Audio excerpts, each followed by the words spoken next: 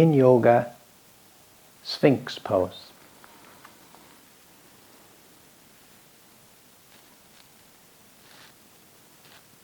This pose I tend to use more as a counter pose.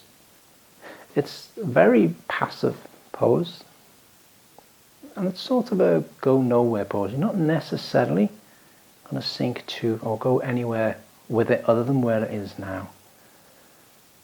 It's a great counter pose if you've done forward flexion work on the lower spine, or if you've done hip flexor work. It's an excellent passive hip flexor stretch. And that's the Sphinx. The back bend that can help reduce lower back pain, certainly improve spinal mobility. For me personally, I like to use props in the Sphinx to make it far more yin-like. And the one I favour is some sort of bolster or support under the torso. You've got a number of options, but so that it's not muscular effort holding you up there.